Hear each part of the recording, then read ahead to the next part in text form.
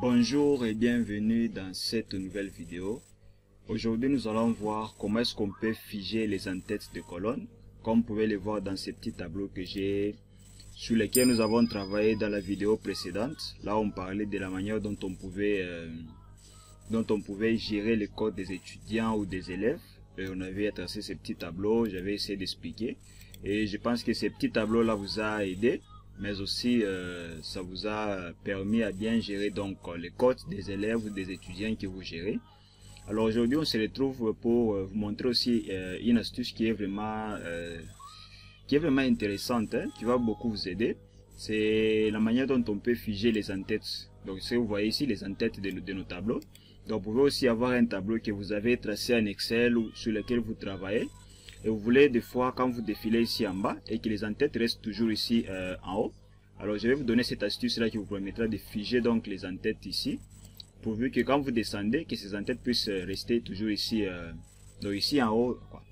Alors je vais vous montrer cela. Donc qu'est-ce que vous allez faire en premier lieu?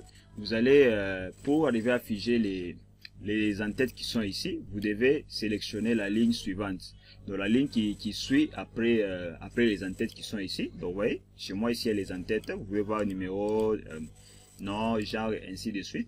Donc comme vous pouvez le constater ici chez moi. Alors pour que je puisse figer ça ici chez moi, qu'est-ce que je vais faire? Je vais choisir la ligne suivante, donc la ligne qui vient après les en-têtes. Je sélectionne ça ici. Après avoir sélectionné, je vais sur l'onglet affichage où je suis déjà ici. Alors je vais faire quoi? Je prends l'outil qui est ici. Normalement par défaut quand vous êtes sur Excel, souvent vous êtes sur l'onglet accueil. Alors vous devez aller sur l'onglet affichage ici, là où j'étais. Alors vous allez cliquer sur cet outil qui s'est écrit figer les volets. Vous cliquez là-bas et vous sélectionnez la première rubrique qui est ici.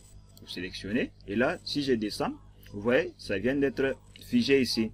Donc je peux déjà me référencer très facilement pour savoir quel élève a eu tel point dans quel cours.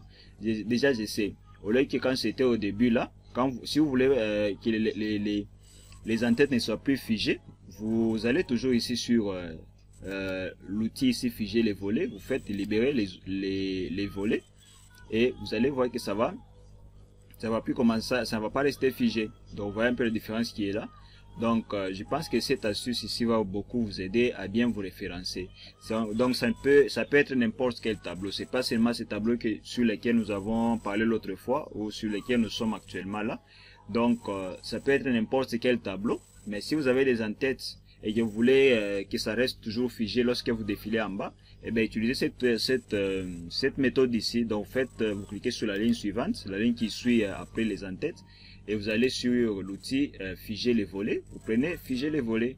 Et là quand vous descendez, donc vous pouvez déjà vous référencer très facilement. Alors je vous conseille vraiment de suivre aussi la vidéo précédente où j'ai parlé de la manière dont vous pouvez gérer les codes des étudiants, les codes des élèves ou des étudiants.